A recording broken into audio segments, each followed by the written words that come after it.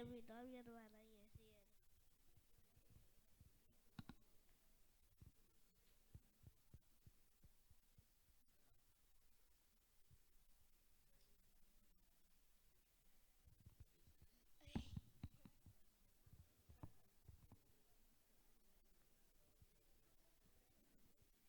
Buenos días, hermanos, Dios les bendiga.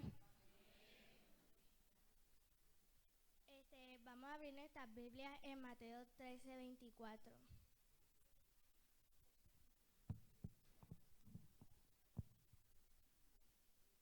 Si ya lo tienen, dicen amén.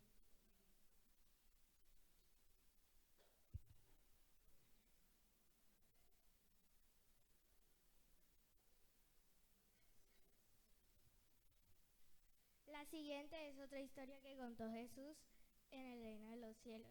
Okay. El reino de los cielos es como un agricultor me trabó, un agricultor que sembró buena semilla en su campo. Pero aquella noche, mientras los trabajadores dormían, vino su enemigo y sembró hierbas malas entre el trigo. Y se escabulló. Cuando el cultivo comenzó a crecer y a producir granos, la maleza también creció. Los empleados del agricultor fueron a hablar con él y le dijeron: Señor, el campo donde usted sembró la buena semilla está lleno de maleza. ¿De dónde salió? Dijo el agricultor. Eso es obra de un enemigo, exclamó el agricultor. ¿Arrancaremos la maleza?, le preguntaron, y él contestó: no. Si lo hacen, también arrancarán el trigo. Dejen que ambas crezcan juntas hasta la cosecha. Entonces les diré a los cosechadores que preparen la maleza, la aten en manojos y la quemen, y le pongan el trigo en el granero. Esto no quiere decir que algunos somos trigo y otros somos maleza. Jesús es el agricultor, el campo es el culto y la cosecha es el fin del mundo. Los cosechadores son los ángeles que separan a los malos de los buenos. En la iglesia encontramos trigo y cizaña, que es la maleza. ¿Por qué? Porque los que son trigo están escuchando la palabra y los que son maleza están pensando en las cosas del mundo. Es mejor ser trigo que cizaña, porque si no acabaremos donde acaban ellas. Ellas acaban en el fuego. Vamos a orar.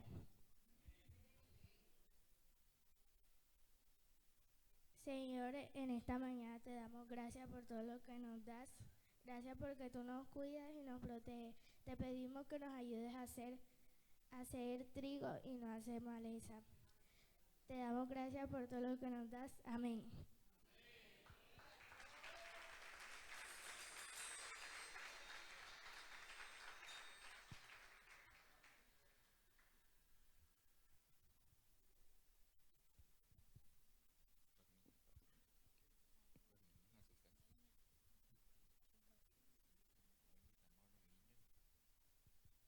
Ahora invitamos a los niños a la clase.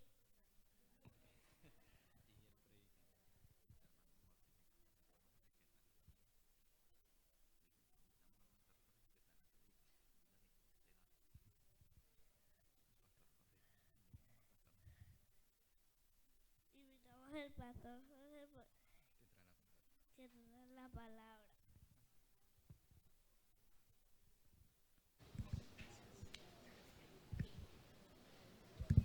Buenos días.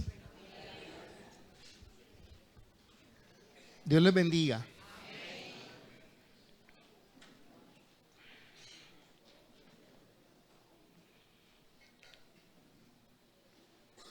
¿Qué aprendió usted del mensaje que acaba de escuchar?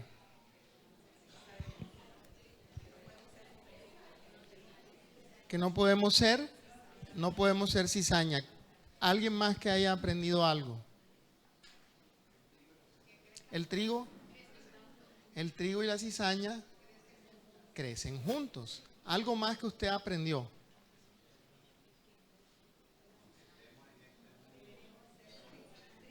aunque estemos en este mundo, no somos del mundo. Muy bien. Algo más que usted haya aprendido. Aunque se parecen, no son iguales. Algo más. El fin del trigo y de la cizaña es diferente. Algo más. El agricultor no dejó que arrancaran la cizaña, sino que crecieran juntas. Muy bien. ¿Por qué el agricultor no dejó que arrancaran la cizaña? Porque se podía arrancar el trigo. ¿Cuántas cosas van que ya hemos aprendido? Más de 5, ¿verdad? Muy bien. ¿Dónde acaba nuestra predicadora de leer? Mateo capítulo 13. Desde el 24. Muy bien. ¿Sabe por qué es importante que cuando nosotros leemos las Escrituras entendamos que Dios nos está hablando? Porque cuando nos damos cuenta de que Dios nos está hablando, es posible que prestemos atención. Se lo voy a tratar de decir de una forma más práctica. ¿De qué predicó la pastora hace 8 días?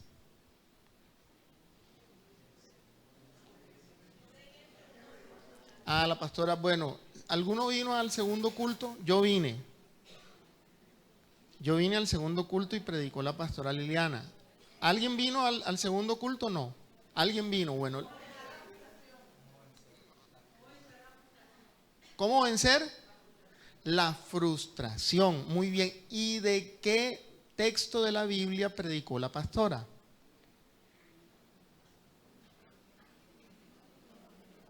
Pero no se preocupe, yo le voy a ayudar. Ella predicó del primer libro de Samuel en el capítulo 1.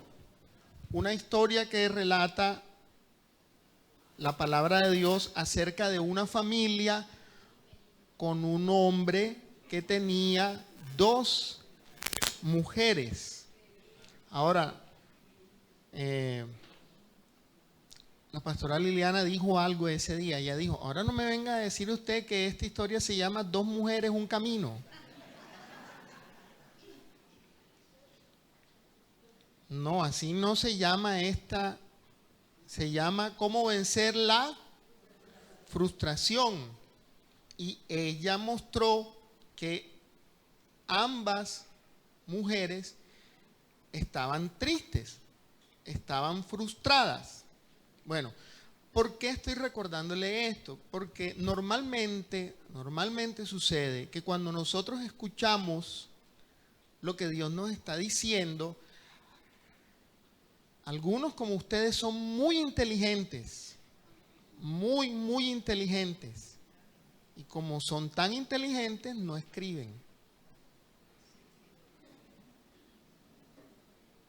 Se acuerdan de las cosas, ¿cierto que sí? Se acuerdan. Otros que no somos tan inteligentes, nos toca escribir. ¿Y por qué hay que escribir? Para poder recordar lo que Dios nos está enseñando. Se lo voy a decir un poquito más práctico. ¿Usted mandaría a sus hijos al colegio sin libros? Usted compra los libros, ¿cierto? Y además compra unos cuadernos, ¿verdad? Y para cada materia que estudian los alumnos en el colegio, tienen una materia, no tienen una para todo, ¿cierto? Tienen una para cada materia. Ahora, si su hijo regresa de las clases y usted ve los cuadernos vacíos, ¿usted qué va a pensar? ¿Qué piensa usted? ¿Qué? No aprendió. ¿Qué más piensa usted? Que no fue a hacer nada. ¿Qué más puede pensar usted?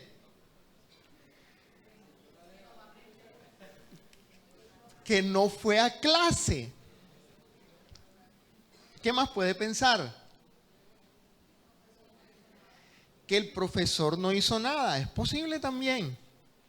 De todas estas cosas, que ninguna es algo que uno quiere, porque el objetivo de que un alumno vaya al colegio, ¿cuál es? Aprender, ¿cierto? El objetivo de un alumno en cualquier escenario es aprender. No es posible que un alumno vaya un año completo y no aprenda. Entonces, una de las formas en que nosotros podemos aprender y recordar lo que estamos aprendiendo es escribiendo. Y de eso vamos a mirar en esta mañana. No es el tema de la predicación, pero es una de las cosas principales de las cuales Jesús, cuando está enseñando algo a los discípulos, un día como hoy, un domingo, como a esta hora aproximadamente, un domingo como hoy, y le digo con toda seguridad, un domingo como hoy, porque hoy está terminando la fiesta judía que se llama la Pascua. ¿Cómo se llama la fiesta judía que está terminando hoy? ¿Qué celebraba la nación de Israel en esa fiesta? Usted que es un estudiante de la Biblia y usted recuerda lo que Dios le enseña. ¿Qué celebraban ellos en la fiesta de la Pascua? ¿La salida de dónde? De Egipto. Esa es la fiesta más importante porque para ellos, la fundación de ellos como nación fue ese día. Dejaron de estar dependiendo de un gobierno extraño. Es más, cuando usted lee lo que Dios les dice, Él les dice específicamente, este será el principio del año para ustedes. Y durante todas sus generaciones, ustedes van a recordar que ustedes eran ¿qué? Eran esclavos. Y que este día ustedes salieron a la libertad.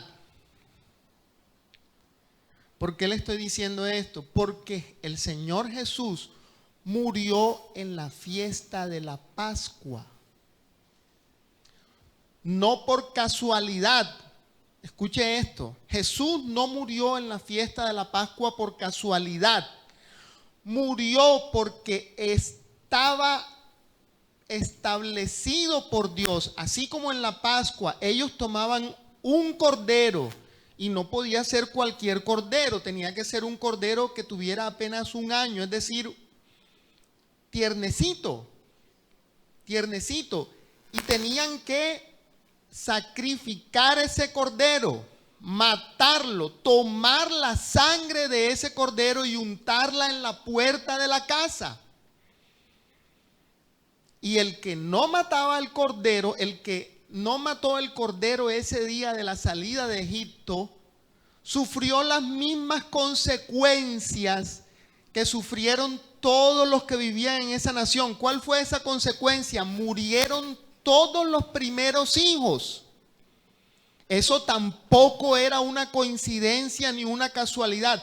Era un mensaje de Dios para los que no creían y para los que eran el pueblo de Dios. Número uno, la vida del ser humano depende de Dios, seas egipcio o seas de Israel. Número dos, a pesar de que la vida depende de Dios y es Dios quien otorga la vida, y solo con esto nosotros podríamos terminar. Porque es que hay algunos que creen que la vida les pertenece a ellos. Y creen que cuando vienen a la iglesia le están haciendo un favor a Dios. Usted viene a la iglesia, o más bien, yo no los voy a hacer a ustedes partícipes de mis pecados. Yo vengo a la iglesia porque tengo razones para darle gracias a Dios.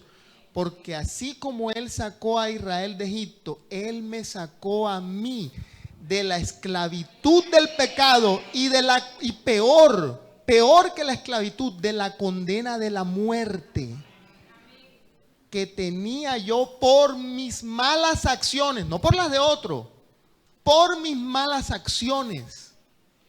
Por eso la fiesta de la Pascua es la fiesta más importante, porque les recordaba a ellos que ellos habían dejado de estar bajo la muerte y habían pasado a la vida. Por eso la parábola del trigo y la cizaña dice, entre otras cosas, fíjese que los discípulos van después donde Jesús y le dicen, no entendimos, explícanos, ¿qué significa eso? Así que cuando usted no entienda algo, ¿qué tiene que hacer usted? Pregunte. Cuando usted no entienda algo, ok. Los discípulos no entendieron la parábola del trigo y la cizaña. Es solo una, escuche esto, la parábola del trigo y la cizaña es solo una de las 3 que Jesús les explicó. Y no se preocupe que ninguna de las 3 ellos la entendieron. Ni la parábola del sembrador, ni la parábola del trigo y la cizaña, ni la parábola de la viuda y del juez malvado. Ninguna de las 3 las entendieron. Es posible que las otras tampoco las entendieran. Pero solo estas 3 se atrevieron a preguntar.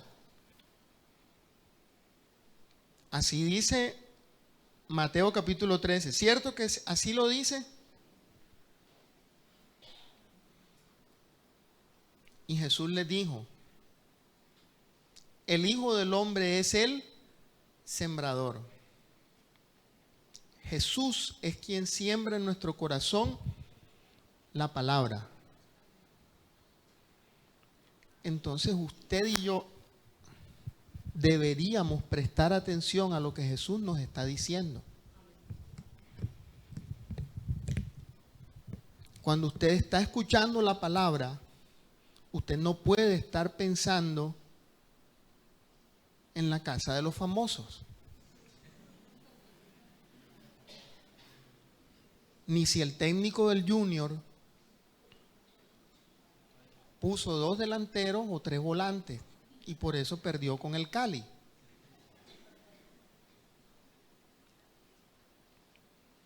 Ni tampoco puede estar pensando a dónde le va a decir a su esposo que le invite a almorzar.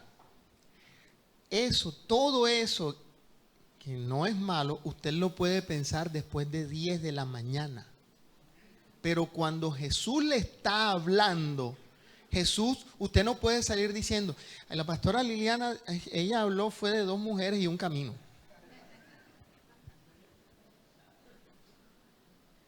Porque ella le estaba hablando de Elcana, de Penina y de Ana. Y el tema es que así como Ana, nosotros también tenemos frustraciones. Porque en la vida las cosas no nos salen como nosotros las planificamos, ni como nosotros las queremos. Y no podemos quedarnos con esa amargura. Ana tenía una situación que no podía resolver. Y vivía con esa amargura. Hasta el día que dice que ella fue a la casa de Dios. Y hizo...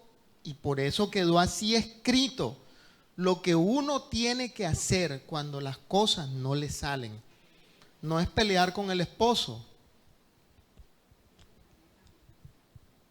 Usted haga como Ana, ore. Transfórmalo, Señor.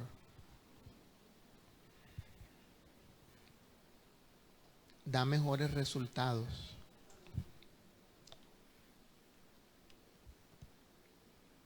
Y si es un poquito terco como yo y el Señor no lo transforma sino de a poquito, usted haga como Ana. Ana oró y la Escritura dice, y nunca más estuvo triste. Se levantó y comió y se alegró. Como dijo la pastora Liliana, déjele eso a Dios. Entonces, todo esto que hemos repasado es para entender dos cosas. La palabra de Dios es lo más importante porque es la única forma que Dios dejó para que usted y yo pudiéramos entender las cosas espirituales. Por eso el mensaje que nos dio nuestra predicadora de hoy cuando comienza la parábola dice, el reino de los cielos es como un sembrador que sembró una semilla buena, pero vino un enemigo y sembró una semilla ¿qué? Mala. La palabra que utiliza ahí es cizaña. Al día siguiente, cuando vienen los trabajadores le dicen, Señor, pero si usted sembró una semilla que es ¿cómo? ¿Por qué ahora hay una planta mala junto con la planta buena? Arrancamos la planta mala. ¿Qué dijo el Señor? No. Déjala que crezca. Déjala que crezca. Y al final, ¿qué va a pasar? Las van a separar, o como dijo alguno de ustedes, terminan de forma diferente. Amado, usted que está aquí en esta mañana, no crea que usted y yo vamos a terminar igual que el Checo Acosta.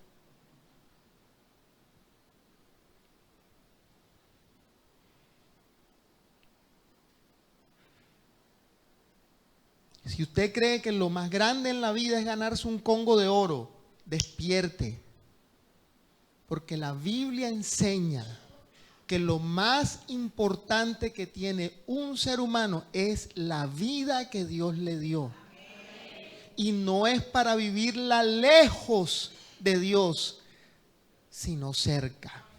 Y por eso nosotros vamos a leer hoy un momento.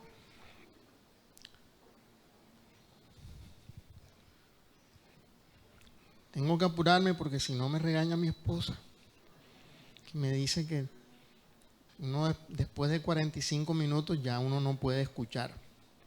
Lucas capítulo 24.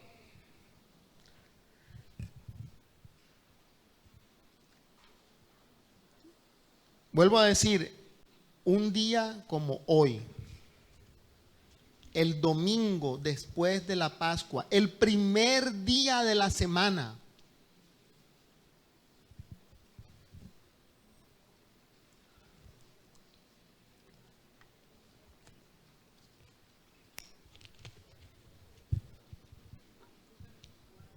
Permítame un segundo.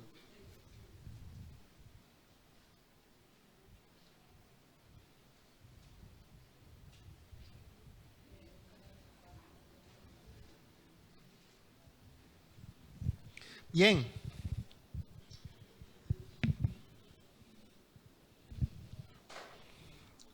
Ya usted encontró Lucas, capítulo 24.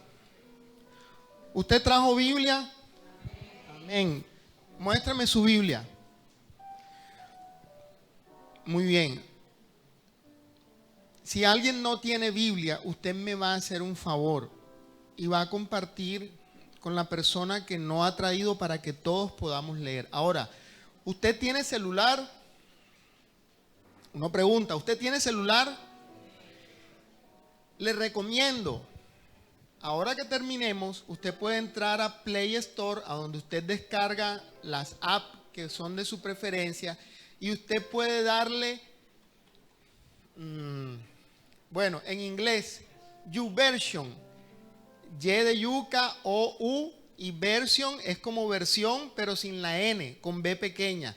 Y ahí le va a aparecer una app que se llama La Biblia, y usted la puede descargar, es gratis.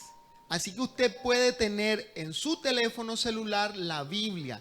Y en esa aplicación de la Biblia usted puede encontrar hasta 20 traducciones.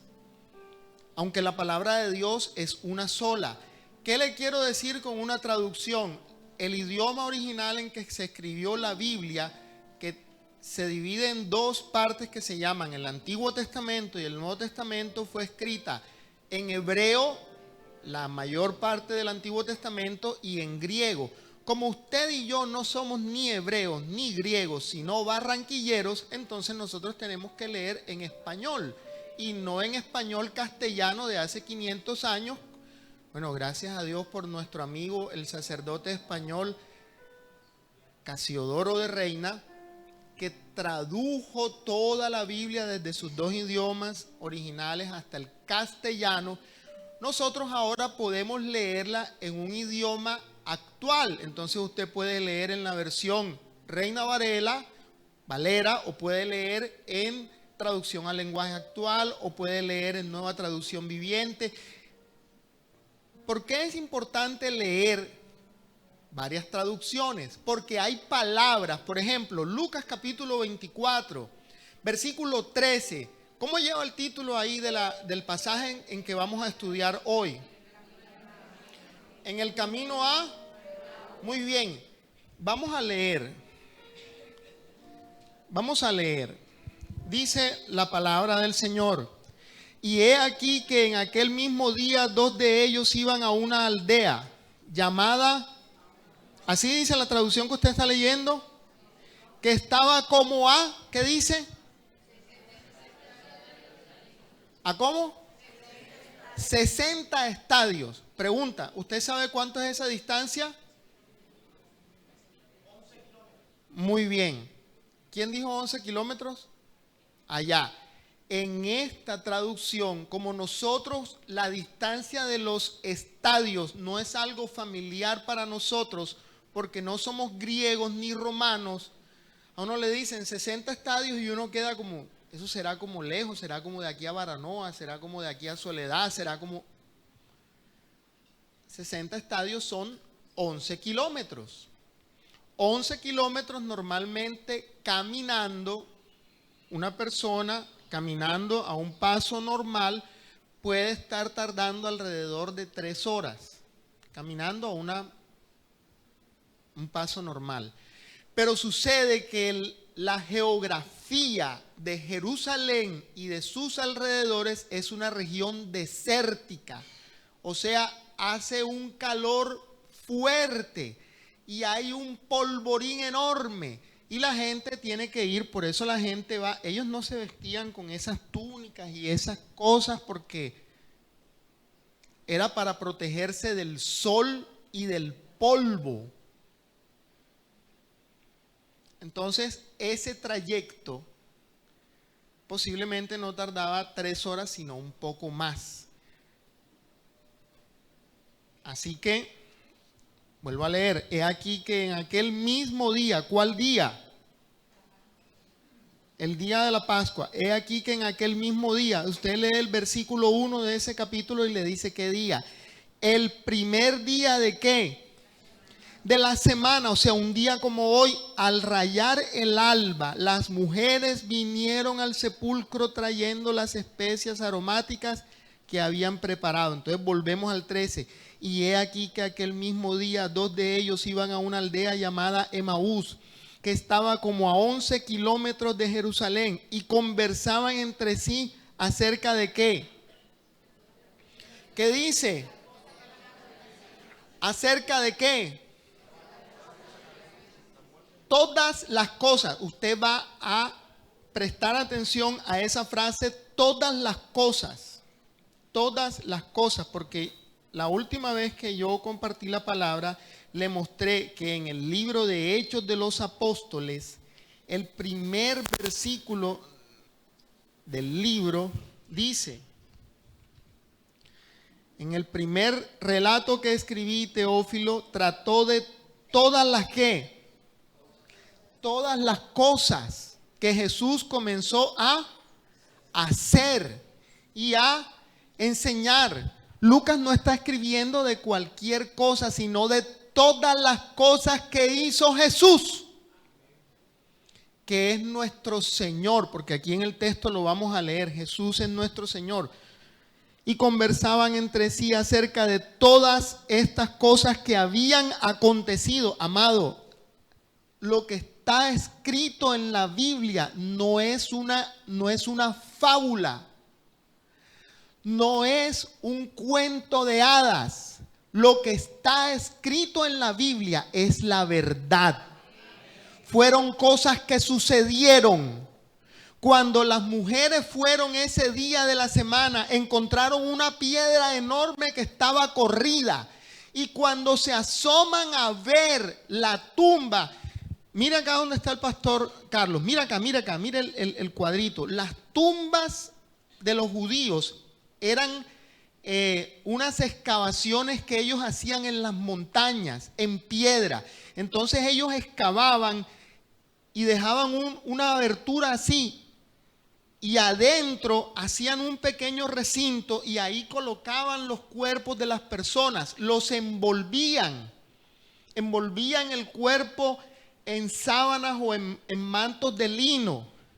Y aunque no embalsamaban los cuerpos, limpiaban el cuerpo y le colocaban unas especias para que el cuerpo no tuviera un proceso de descomposición tan desagradable, sino que se preservara en la medida de lo posible.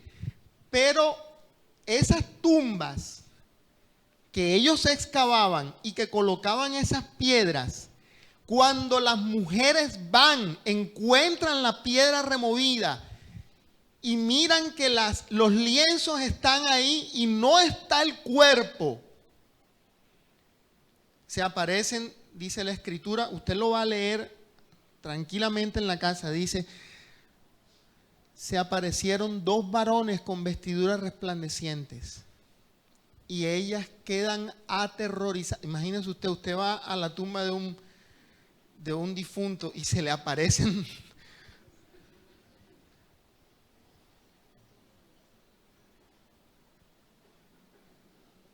pero estos hombres, estos ángeles, le hacen una pregunta a ellas. ¿Por qué buscáis entre los muertos al que vive? Y les dicen, acuérdense de lo que les dijo, que al tercer día iba a resucitar. Y ellos le dicen, antes de acuérdense, ellos les dicen, no está aquí, ha resucitado. Amado, quiero que usted recuerde algo. El Señor Jesús no solo fue un hombre de carne y hueso, porque usted ahora, cuando lea o cuando leamos este relato, al final del relato Él se presenta nuevamente, no solo a los 2 con los que va caminando, sino a todos completos, porque el tema es que ellos eran sus discípulos. Habían estado viviendo y comiendo y escuchando sus enseñanzas. Además de la parábola del sembrador, además de la parábola del trigo y la cizaña, habían estado con Él.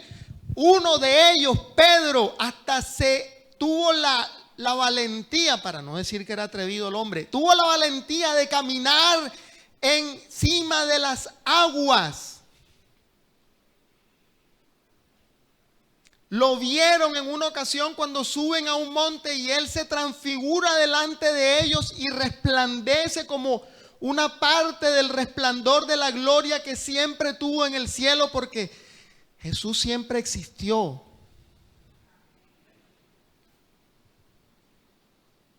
No existió, no empezó a existir cuando el ángel Gabriel se presenta ante la mujer que escogió Dios para darle un cuerpo humano que usted sabe que se llama María.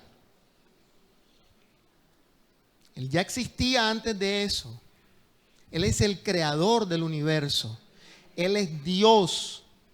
No estamos hablando de cualquiera. Estamos hablando del Señor. Porque es que hay algunos que creen que Jesús es como si fuera una estrella, ¿no? Como si fuera Cristiano Ronaldo. No, Jesús es el Señor del universo. Y Él murió no solo para perdonar nuestros pecados, murió para demostrar lo que es la verdadera vida. la vida eterna. Él les dijo a los discípulos en el Evangelio según San Juan: nadie me quita la vida, yo la pongo, porque tengo poder para ponerla y tengo poder para volverla a tomar.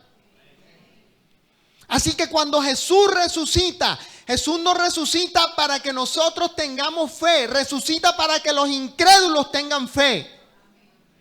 Porque cuando se les aparece después a los 11, les dicen: agárrame. Yo anoche que leía con mi hijo, le decía: ¿qué dice la Escritura? ¿Qué les dice Jesús cuando se les aparece? Y él leía, dice, y él les dijo: palpad y ved. Y él me dijo: ¿qué es palpar? Y yo le dije: palpar es agarrar. O sea que el Señor le dijo que lo agarraran. Y yo le dije: sí. ¿Y qué sigue diciendo? Y les mostró las manos y los pies. Y yo le pregunté a mi hijo: ¿qué les mostró Jesús? Les mostró las manos, les mostró los pies. Y yo le dije: ¿por qué tú crees que Él les mostró las manos y los pies? Y él me dijo: para que ellos vieran las heridas. Y ahí dice el relato, y estamos hablando del capítulo 24 de Lucas, no nos hemos ido para ninguna parte. Dice el relato, él les dice: palpad y agárrenme. Porque un espíritu, o sea, Jesús no es un espíritu. Porque hay gente que dice: no, es que Jesús era un hombre.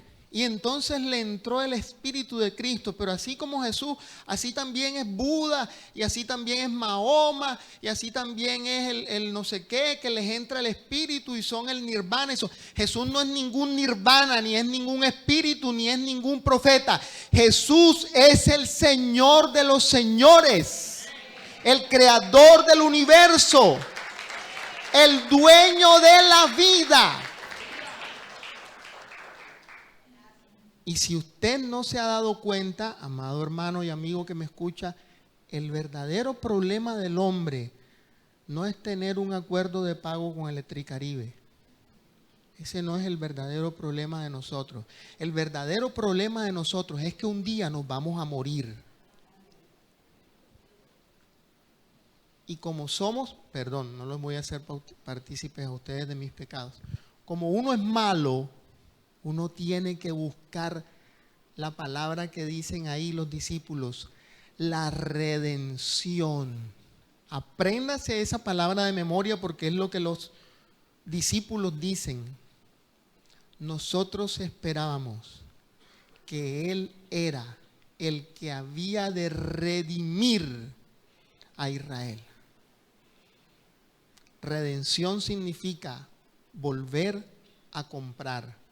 Porque Dios no solo es el dueño de la vida, sino que además de que es el dueño de la vida, entre otras cosas porque usted no nació, usted no pudo escoger el día en que nació, ni tampoco usted escogió el país en que nació. Tal vez a usted le hubiera gustado nacer en Noruega, medir 2 metros, tener los ojos azules y llamarse Erling Haaland y ganarse 30 millones de euros al año jugando fútbol. Usted tal vez hubiera querido ser eso, o usted tal vez hubiera querido ser un muchacho que se llama Juan Soto, juega béisbol, nació en la República Dominicana y se gana, bueno, no sé cuánto se gana el muchacho. Lo que sí sé es que le hicieron un contrato para que juegue béisbol 15 años y le van a pagar 750 millones de dólares jugando béisbol. El problema es qué haces tú con 750 millones de dólares el día que uno se muere.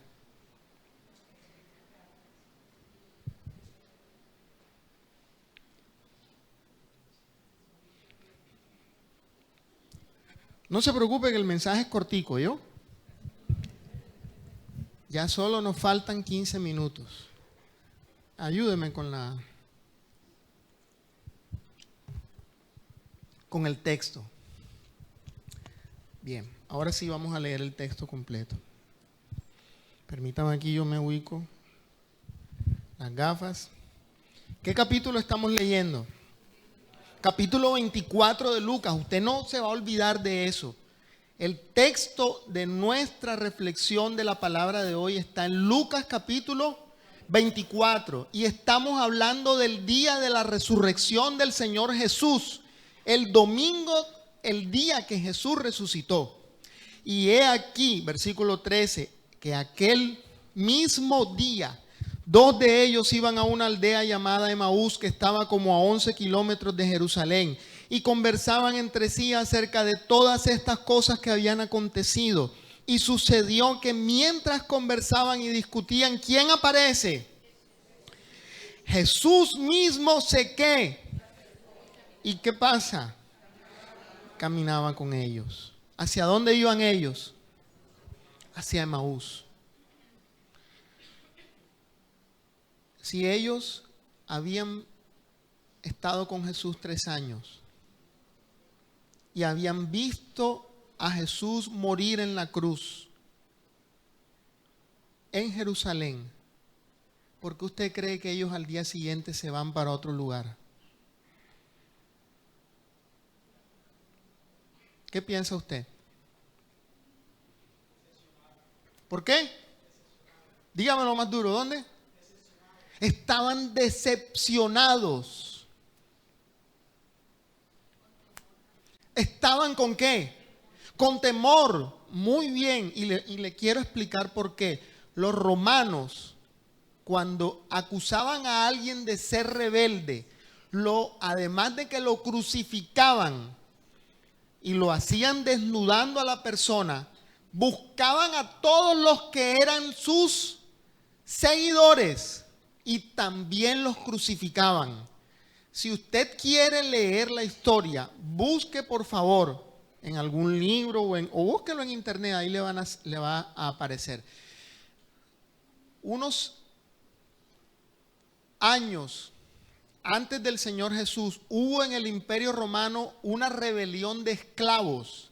El líder de esa rebelión se llamaba Espartaco. Y los romanos, cuando logran vencer a ese líder rebelde, no solo lo crucifican a él, sino que crucifican a todos los seguidores.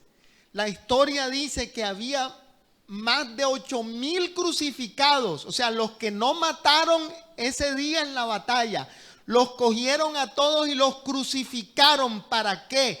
Para que nadie nunca más se atreviera a rebelarse contra el poder del Imperio Romano. Y aunque no es el tema del texto el día de hoy, la crucifixión era la muerte más dolorosa y cruel que se le podía infligir a una persona. Porque entre otras cosas, los crucificados, si lo hacían como se lo hicieron al Señor Jesús, los clavos que atravesaban las muñecas. ¿Usted alguna vez se ha dado un martillazo en un dedo? ¿O se le ha cerrado una puerta y se ha pegado en un dedo? Las terminaciones nerviosas de la mano son bastante sensibles. Entonces, imagine usted el dolor que experimenta una persona a la que le ponen un clavo de 30 centímetros en la muñeca.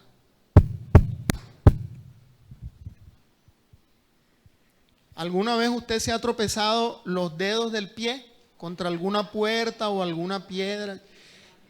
Imagínese lo que experimenta una persona que le ponen un pie encima de otro y le traspasan un clavo de 40 centímetros en los pies.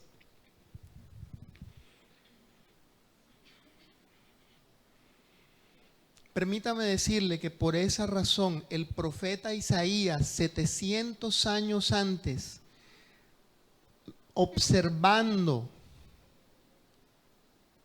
la pasión de Jesús, dijo: Él fue herido por nuestras rebeliones, molido por nuestros.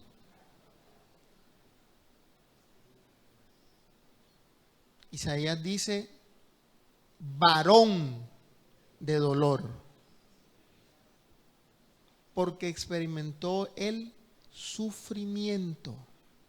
Y si usted lee con detenimiento el texto, lo primero que Jesús les dice a los 2 discípulos que han perdido su fe es: Él les pregunta, o más bien les dice, era necesario, era obligatorio que el Cristo sufriera, que padeciera. Así está escrito. ¿Sabe por qué, amado hermano? Porque ni usted ni yo tenemos la excusa de decir que Él no entiende nuestros dolores, que Él no sabe lo que son nuestras enfermedades, que Él no sabe lo que es ser traicionado, porque el que lo traicionó no fue uno de sus enemigos, fue uno de sus propios discípulos. Y un relato del Evangelio dice que cuando Jesús está en la cena, Él lava los pies, incluso del que lo traicionó.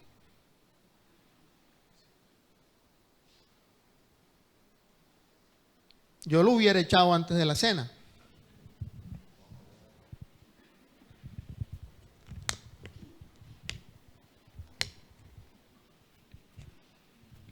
Hey, 3 años. Te pongo a que lleves la plata y me vas a vender.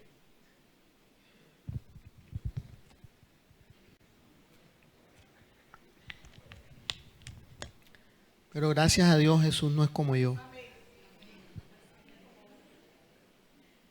Le lavó los pies. Y cuando lo traicionó, le dijo, amigo, con un beso.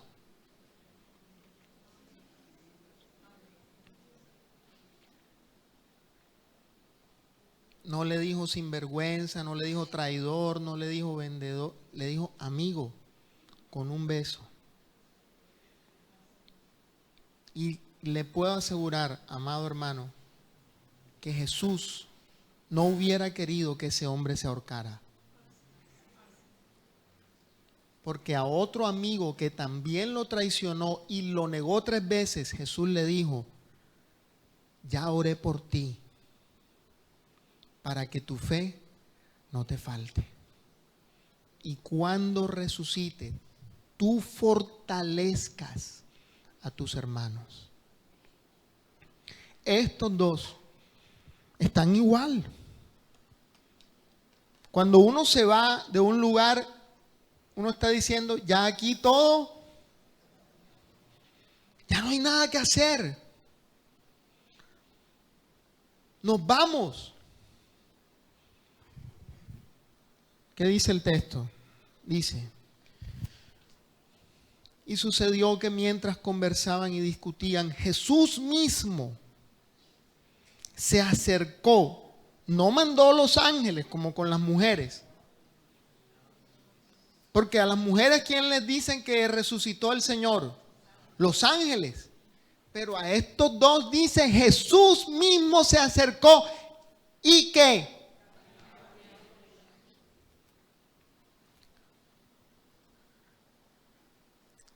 ¿Qué dice el texto?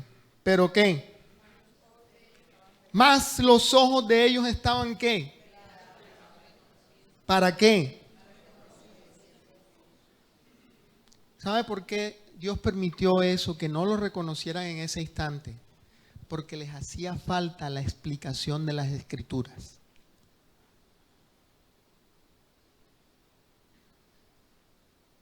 Porque ellos dos son un ejemplo para nosotros. Y a nosotros no se nos va a aparecer Jesús físicamente. Por eso tenemos que aprender a conocer a nuestro Señor a través de las Escrituras. Por eso yo le digo, amado, si usted aún no se ha bautizado, el bautismo no es un invento del pastor. El bautismo es un mandato de Jesús. Y no es solo un mandato de Jesús. Él mismo se bautizó para darnos a nosotros el ejemplo. para darnos a nosotros, mostrarnos el camino de que cuando alguien decide seguir a Dios, tiene que decirlo públicamente. Yo soy un discípulo de Jesús. Y tiene que bautizarse. No porque el bautismo sea algo que nosotros hacemos para que Dios nos perdone. No, ya Dios nos ha perdonado. Y como ya nos ha perdonado, entonces nosotros hacemos esa confesión pública. Me he arrepentido de mi vida anterior. Ya no voy a ser el mismo. Ahora soy un hijo de Dios. Porque cuando Jesús se bautizó, la Escritura dice, y se abrieron los cielos. Y hubo una voz del cielo que dijo, este es mi Hijo amado, en quien tengo felicidad. La felicidad de Dios, amado hermano, no es que nosotros tengamos una camioneta.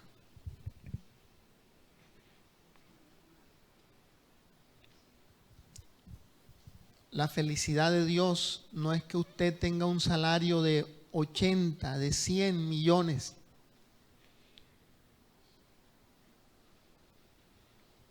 La felicidad de Dios es que usted vaya a la vida eterna.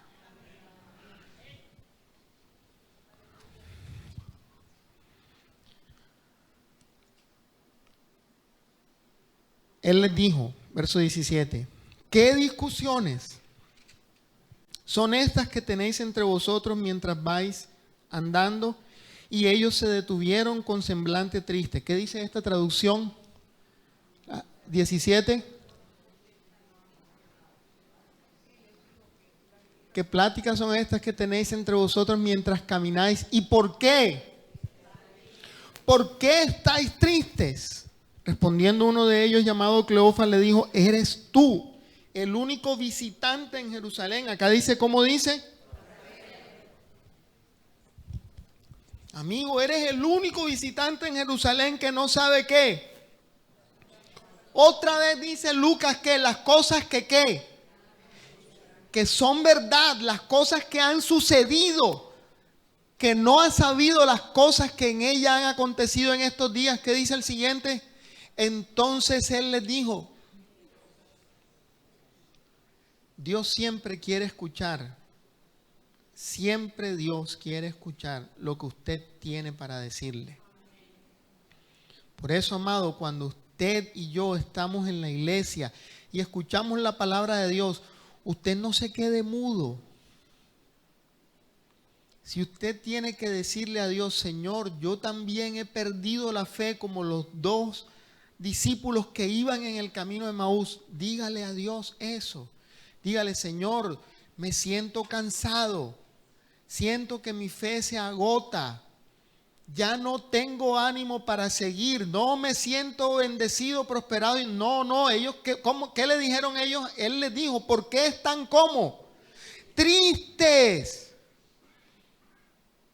No solo se habían ido de Jerusalén, estaban tristes. Y cuando usted sigue leyendo el relato, ellos le dicen, nosotros esperábamos. Cuando usted dice esperábamos, ¿qué quiere decir? Ya no tenemos ninguna esperanza. Ya no estamos esperando. Todo se acabó. No hay esperanza para nosotros. Usted puede decirle a Dios, Señor, ya no tengo esperanza.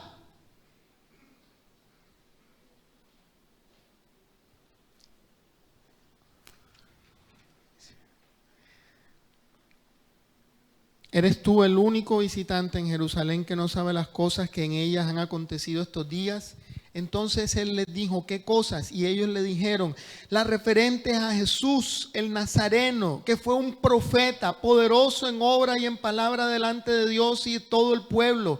Y como los principales sacerdotes, hermano, esto es,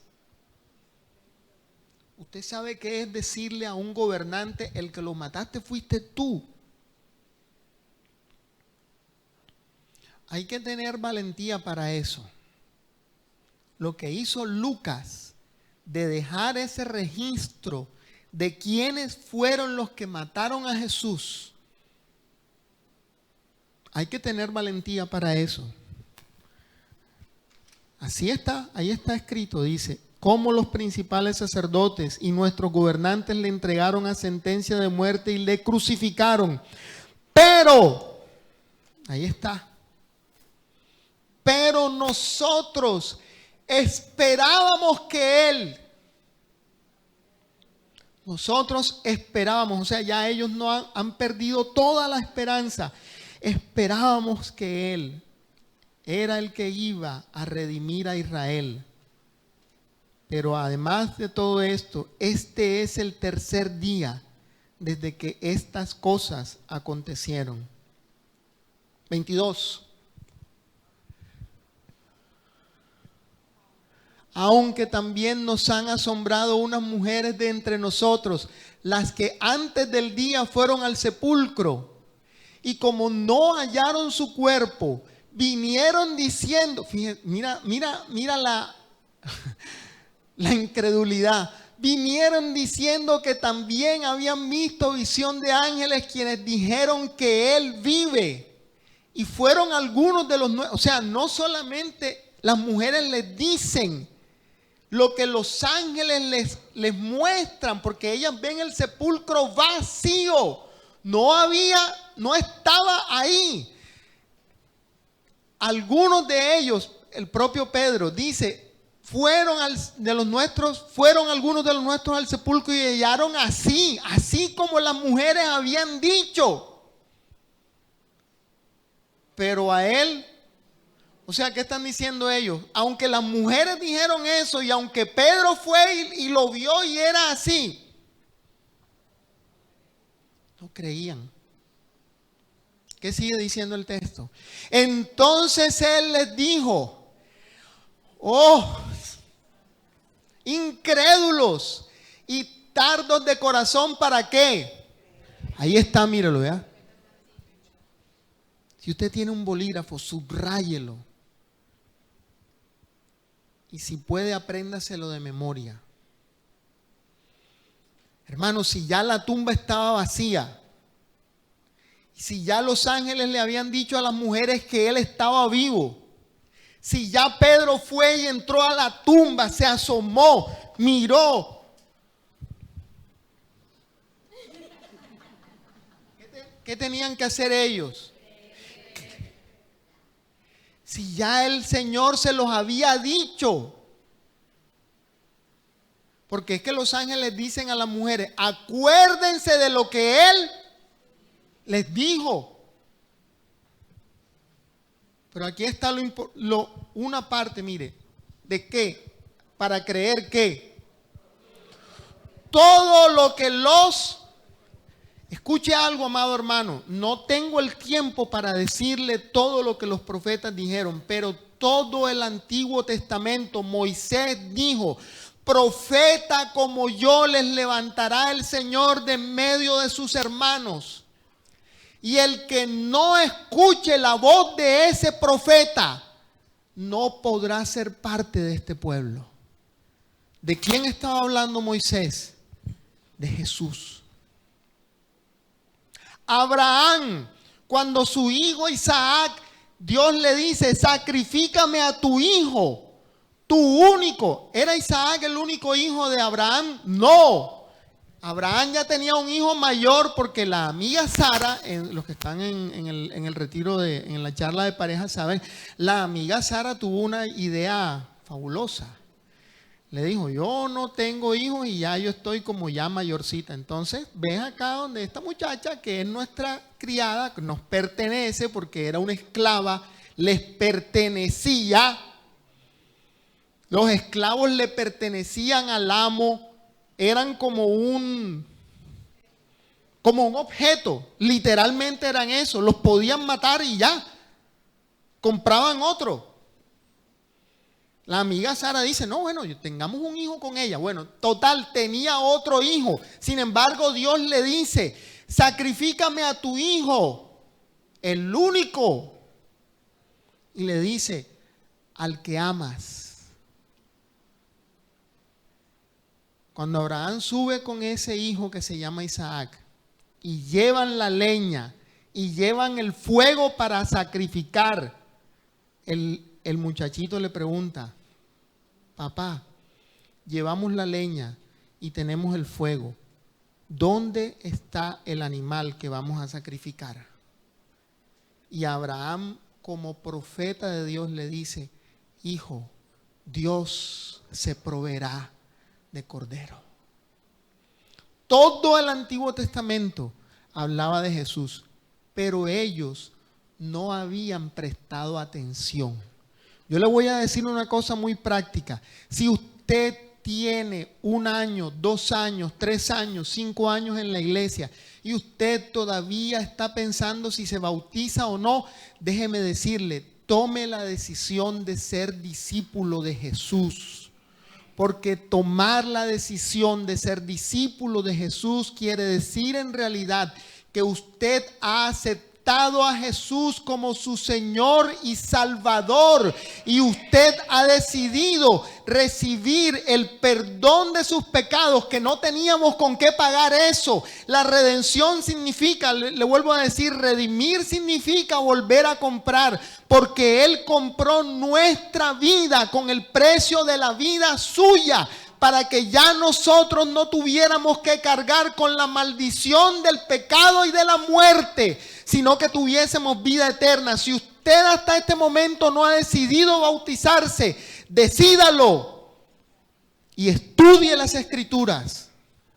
Y si ya usted se bautizó, decida hacer la escuela de liderazgo, porque así como estos 2 muchachos no habían entendido las Escrituras, permítame decirle algo, no hay otra manera de entender quién es Jesús sino a través de las Escrituras. Por eso fue que Jesús no se les presentó y les dijo, soy Jesús.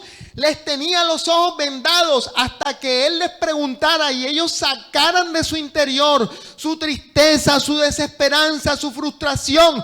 Porque así nos sucede a nosotros, que cuando vamos en el camino de la vida, muchas veces venimos a la iglesia, pero lo que sentimos dentro de nuestro corazón es una frustración, una desesperanza, y no nos damos cuenta de que Jesús, escuche esto, amado hermano, Jesús siempre camina a nuestro lado. Nunca hemos caminado solos, nunca has pasado solo por tus tristezas, nunca has pasado solo por tus situaciones difíciles. Jesús siempre camina con nosotros, y escúchelo, porque así lo dijo Él: he aquí yo estoy con vosotros todos los días, hasta el fin del mundo.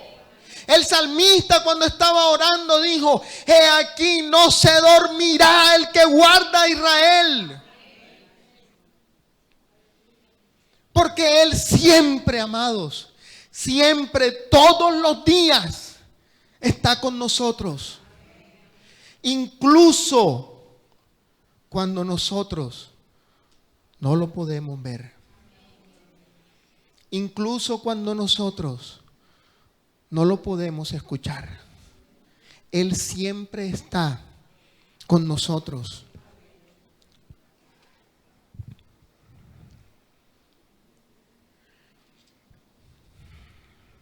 Y al no hallar su cuerpo, vinieron diciendo que habían visto una aparición. Ese es el 23. Vamos en el 25. Y como no hallaron su cuerpo, vinieron diciendo que también habían visto. Sigamos en el 25. Perdóname.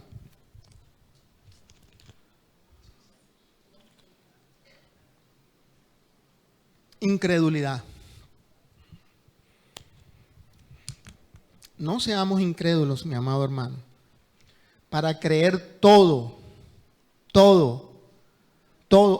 Hermano, con Dios uno no puede creer por partes. Ni uno puede amar a Dios por... No, yo sí amo a Dios, pero yo voy de vez en cuando. No, así no es. Con Dios es caminando todos los días en el camino. Y quiere que le diga algo. Este mes estamos estudiando las Escrituras con un tema fundamental, el discipulado en la familia. Una parte del mandamiento de amar a Dios sobre todas las cosas implicaba, y usted lo puede leer, en el libro de Deuteronomio dice, y estas cosas que yo te mando, o sea, no es si a mí me parece. No, que como la pastora Liliana y el pastor Carlos están enseñando que yo tengo que hacer discipulado en la familia, bueno, yo voy a mandar al niño al culto de niños ahora en abril. No, hermano, así no es. Dice, estas cosas que yo te mando hoy estarán sobre tu corazón y las escribirás en las paredes de tu casa. Las pondrás, hermano, en las puertas, en las paredes de la casa de nosotros. No puede estar un afiche de Shakira.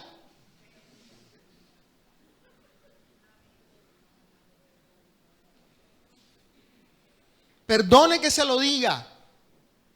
En las paredes de nuestra casa tienen que estar las sagradas escrituras, porque así lo dice el Señor. Dice, esto que yo te mando hoy lo pondrás en las paredes de tu casa y se lo repetirás a tus hijos al acostarte y al levantarte, y cuando vayas con ellos por el camino, cuando los lleves al colegio, se la repetirás a tus hijos.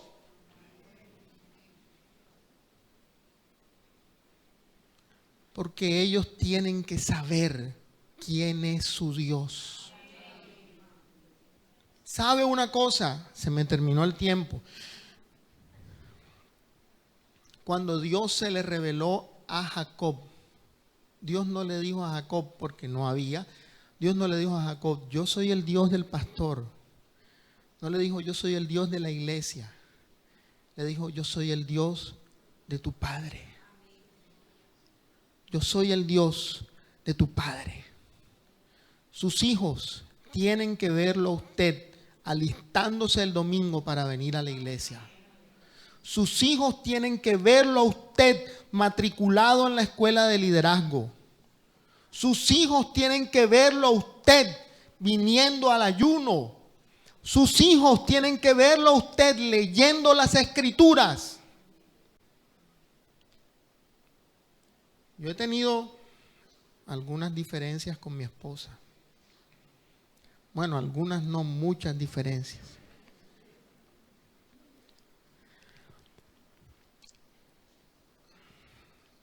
A veces yo le he dicho a mis hijos, van a escribir, van a tomar la Biblia y van a leer y van a escribir los primeros 5 capítulos del Evangelio de Juan. Mi hija mayor dice, bueno, papi, ¿y cuánto tiempo tenemos para hacerlo? Y yo le digo, bueno, tienes esta semana. Mi hijo menor dice, ajá, ¿y por qué? Y ya no habíamos escrito los primeros 5 de Lucas hace un año. Y yo le dije, sí, ya habías escrito, pero ahora vas a escribir los primeros 5 de Juan. Y dice otras cosas. Y hace 2 días mi esposa me dijo, ¿y por qué? ¿Por qué no les explicas? Y yo no supe qué responder en ese momento hasta que volví a leer el texto. Porque dice, empezando desde Moisés y pasando por todos los profetas, la palabra griega, el verbo en griego, en el idioma original ahí es diermeneu, les hizo una interpretación de las sagradas escrituras. Demoraron caminando casi 8 horas, porque uno imagina que se fueron en la mañana, 8 o 9 de la mañana, y terminaron cuando se ponía el sol. 8 horas después les explicó todas las escrituras que hablaban de él. Porque nuestra fe, amado, está basada en las escrituras, o para decirlo de una forma más sencilla, en lo que Dios dice. Por eso el mismo Señor Jesús, cuando fue tentado por el maligno, le dijo, no solo de pan vivirá el hombre, sino de toda palabra que sale de la boca de Dios. nosotros vivimos de lo que Dios dice. Y lo que Dios dice lo dejó escrito. ¿Cómo es posible que usted y yo no leamos lo que Dios dejó escrito? No estudiemos lo que Dios dejó escrito. Coloquemos por favor el título del mensaje, que ya se terminó el tiempo. ¿Sí lo tenemos? Sí, por favor. Cuando te encuentras con Jesús resucitado. Lucas capítulo 24, versículo 13 al 35. 5 cosas que podemos ver en este texto. Dice, las 5 cosas que suceden al encontrarnos con Jesús resucitado. No caminamos solos, cambiamos la tristeza en esperanza. Jesús es nuestro Redentor. Él está vivo. Jesús está vivo. Y toda la Biblia, todas las escrituras hablan de Él. Y como estas cosas suceden cuando nos encontramos con Jesús resucitado, hay 3 cosas que nosotros debemos hacer. Número 1, debemos invitar a Jesús a quedarse en nuestra vida. Cuando Él termina de explicarles, dice el relato, Él hizo como que iba más adelante. Y ellos le obligaron, el verbo original dice le obligaron, pero ese le obligaron es como cuando uno le dice a una persona, no te vayas, quédate, por favor, no te vayas, quédate. Quédate. Usted tiene que decirle a Jesús, Señor, quédate en mi vida. Usted y yo no podemos decirle a Dios, ay Señor, sí, la pastora Liliana predicó de 2 mujeres un camino, yo voy a orar para que la pastora Liliana me ore. Usted tiene que decirle al Señor, quédate Señor, quédate en mi vida. Quiero que estés en mi vida. Quiero que seas parte, quiero que seas el dueño de mi vida.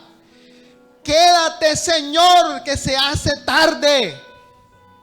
Hay que reconocer a Jesús. Mira, a pesar de que ellos ya tenían en su corazón la explicación de las Escrituras y estaban ahí con el mismo Jesús, no lo reconocieron hasta que Él partió el pan y lo bendijo. Se dieron cuenta de que era el Señor. Tienes que reconocer a Jesús en todos los momentos de tu vida y de mi vida. Y número 3, tienes que hablar de Jesús. Enseguida, hermano, enseguida ellos se regresaron a Jerusalén. Otros 11 kilómetros de regreso. Eso no fue que dijeron, no, vamos a acostarnos y nos vamos mañana temprano. No, enseguida se regresaron y les dijeron a nosotros, ha resucitado el Señor. Es verdad, no es que las mujeres se lo imaginaron, no es que Pedro lo vio, ha resucitado el Señor hasta el día de hoy, amado hermano. La verdad más grande de la historia, la verdad más grande de la historia es que Jesús resucitó. Nosotros no estamos en una religión. Los musulmanes están en una religión porque Mahoma se murió y allá tienen la tumba y allá van a la tumba de Mahoma. Los budistas tienen una religión porque allá van a la tumba de Buda.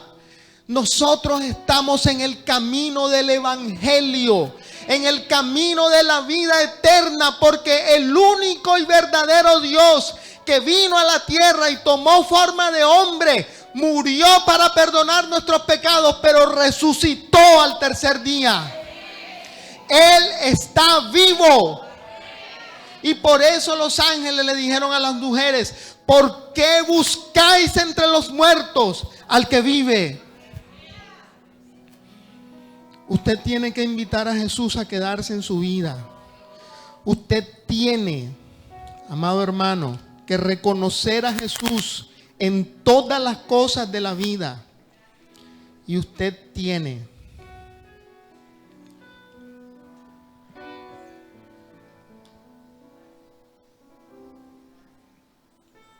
que reconocer, y la última es hablar de Jesús. hablar de Jesús. Por favor, cierre sus ojos y dele gracias a Dios.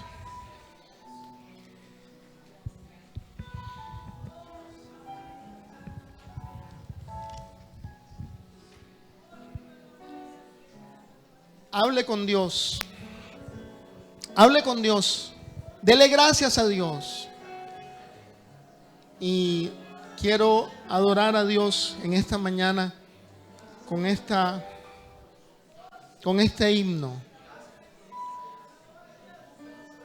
Dele gracias a Dios.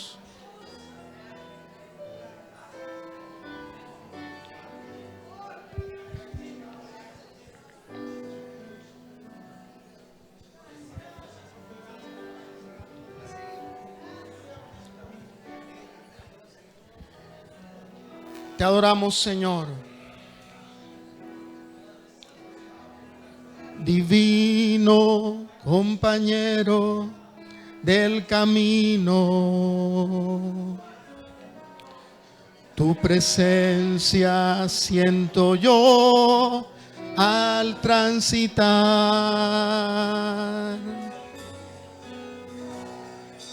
Cristo ha disipado toda sombra,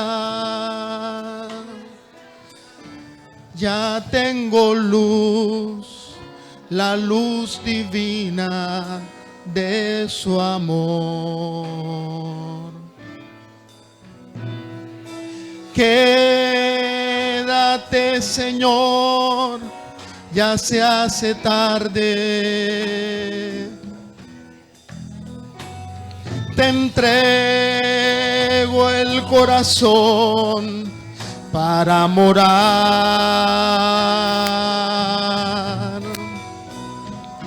Hazlo tu morada permanente. Acéptalo, acéptalo, mi Salvador.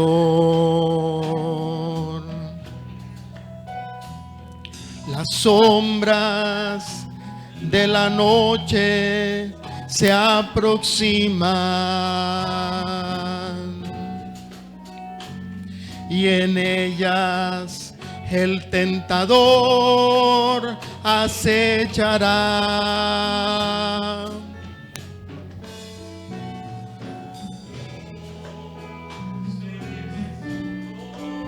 En el camino, ayúdame, ayúdame hasta llegar.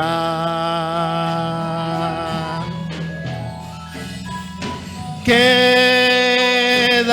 Señor, ya se hace tarde. Te ofrezco el corazón para posar.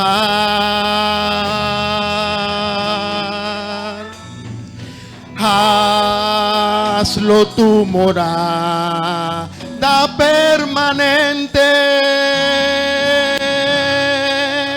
Acéptalo, acéptalo, mi Salvador.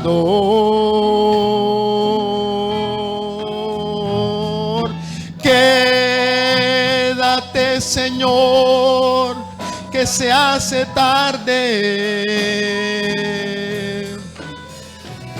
Te entrego el corazón para posar.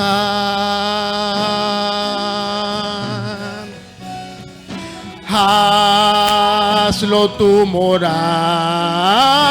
permanente. Acéptalo, acéptalo, mi Salvador. Mientras usted agradece a Dios en esta mañana, quisiera saber si hay alguna persona hoy que aún no ha decidido entregar su vida por completo al Señor.